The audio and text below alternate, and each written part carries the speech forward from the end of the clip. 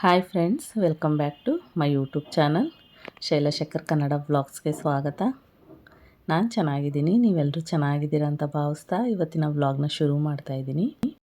ಇವತ್ತು ನಾನು ಒಂದು ರೆಸಿಪಿನ ಮಾಡ್ತಾಯಿದ್ದೀನಿ. ಅಂದರೆ ಚಿರೋಟಿ. ಸುಮಾರು ದಿನದಿಂದ ಅಂತ ಇದ್ಲು ನನ್ನ ಮಗಳು, ಚಿರೋಟಿ ಮಾಡಮ್ಮ ಅಂತ. ತುಂಬಾ ಇಷ್ಟ ನಮ್ಮ ಮನೆಯಲ್ಲಿ, ಎಲ್ಲರಿಗೂ ಇಷ್ಟ ಆಗುತ್ತೆ ಚಿರೋಟಿ. ಮಾಡಿದ್ರಂತೂ 2 ದಿನಕ್ಕೆ ಖಾಲಿ ಆಗಿಬಿಡತ್ತೆ.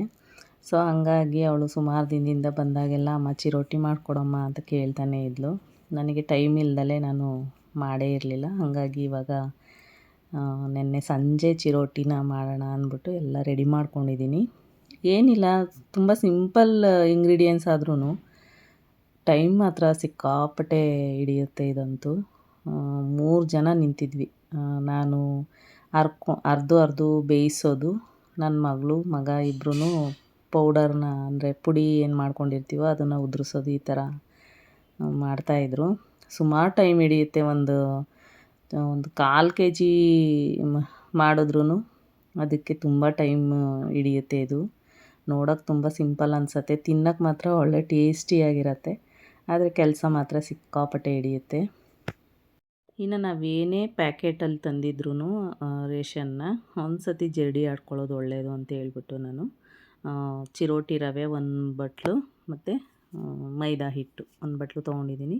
ಈಗ ಇದಕ್ಕೆ ನಾನು ಅರ್ಧ ಸ್ಪೂನಷ್ಟು ಸಕ್ಕರೆನ ಹಾಕ್ಕೊಂಡಿದ್ದೀನಿ. ಒಂದು ಚಿಟಿಕೆಯಷ್ಟು ಪುಡಿ ಉಪ್ಪನ್ನ ಹಾಕ್ಕೊಂಡಿದ್ದೀನಿ, ರುಚಿ ಚೆನ್ನಾಗಿ ಬರುತ್ತೆ ಅನ್ನೋದಕ್ಕೋಸ್ಕರ.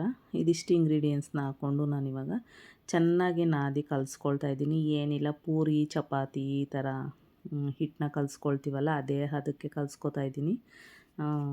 2 ದಿನಕ್ಕೆ 2 ದಿನವೇ ಹೆಚ್ಚು ನಮ್ಮ ಮನೇಲಿ ಚಿರೋಟಿ ಇರುತ್ತೆ ಅನ್ನೋದಾದರೆ. ಯಾವಾಗ ನೆನಪಾದ್ರೂ ತಿನ್ನಬೇಕು ಅನಿಸ್ತಾ ಇರುತ್ತೆ, ತಿಂತಾನೆ ಇರ್ತೀವಿ, ಹೋಗ್ತಾ ಬರ್ತಾ ತಿಂತಾನೆ ಇರ್ತೀವಿ. ಎಷ್ಟು ತಿಂದ್ರೂ ಸಾಕು ಅನಿಸೋದೇ ಇಲ್ಲ. ಹಾಗಾಗಿ ಇವಾಗ ಸ್ವಲ್ಪ ಕಡಿಮೆನೇ ಕ್ವಾಂಟಿಟಿಯಲ್ಲೇ ಮಾಡ್ತಾಯಿದ್ದೀನಿ.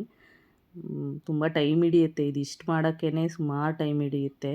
ಹಾಗಾಗಿ ಈಗ ಎಲ್ಲನೂ ಚೆನ್ನಾಗಿ ನಾದಿ ಒಂದು 1 ಅವರ್ ಬಿಡ್ತೀನಿ. ಯಾಕೆಂದರೆ ಚಿರೋಟಿ ರವೆ ಹಾಕಿರೋದ್ರಿಂದ ಸ್ವಲ್ಪ ಅದು ಚೆನ್ನಾಗಿ ನೆಂತ್ರೇ ಅದು ಚೆನ್ನಾಗಿ ಬರುತ್ತೆ ಪೂರಿ ಅನ್ನೋದಕ್ಕೋಸ್ಕರ. ಈಗ 1 ಅವರ್ ಆಗಿದೆ. ಅದಕ್ಕೆ ನಾನು ಪೌಡ್ರನ್ನ ಆವಾಗಲೇ ಮಾಡಿಟ್ಕೊಂಡಿದ್ದೆ.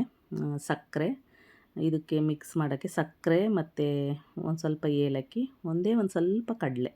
ಏಕೆಂದರೆ ಪೂರ್ತಿ ಸಕ್ಕರೆ ಹಾಕಿದ್ರೆ ಅದು ಸ್ವಲ್ಪ ಪೌಡರು ಇದು ಜಾಸ್ತಿ ಇದಾಗುತ್ತೆ ಅನ್ನೋದಕ್ಕೋಸ್ಕರ ಸ್ವಲ್ಪ ಕಡಲೆ ಮಿಕ್ಸ್ ಮಾಡಿದ್ರೆ ಚೆನ್ನಾಗಿರುತ್ತೆ ಟೇಸ್ಟ್ ಅನ್ನೋದಕ್ಕೋಸ್ಕರ ಇದ್ರ ಮೇಲೆ ಉದುರಿಸೋಕ್ಕೆ ಪೌಡ್ರನ್ನ ನಾನು ಕಡಲೆ, ಸಕ್ಕರೆ ಮತ್ತು ಏಲಕ್ಕಿ ಇದಿಷ್ಟನ್ನು ಹಾಕಿ ಪುಡಿ ಮಾಡಿ ಇಟ್ಕೊಂಡಿದ್ದೀನಿ.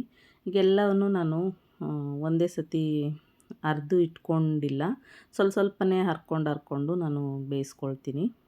ಇದೇನು ಉಬ್ಬಿ ಬರಬೇಕು ಅಂತ ಏನಿಲ್ಲ, ಯಾಕೆಂದರೆ ಉಬ್ಬಲಿಲ್ಲ ಅಂದ್ರೂ ನಡೆಯುತ್ತೆ. ಪೂರಿ ಥರ ಏನೂ ಅವಶ್ಯಕತೆ ಇಲ್ಲ.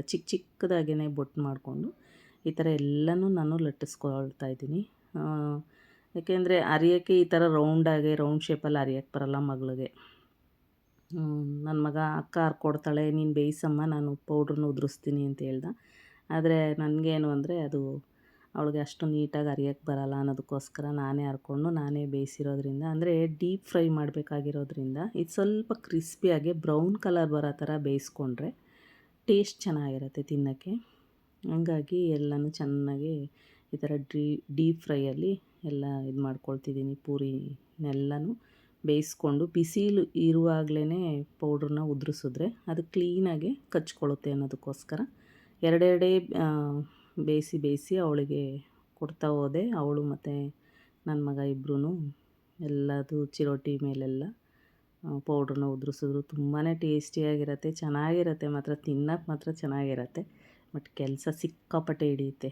ನೀವೇನೇ 1/4 kg ಮಾಡಿ 100 ಗ್ರಾಮ್ ಮಾಡಿ ಟೈಮ್ ಸಖತ್ತು ಹಿಡಿಯುತ್ತೆ, ಮತ್ತು ಅಡುಗೆ ಮನೆಯೆಲ್ಲ ಗಲೀಜಾಗುತ್ತೆ.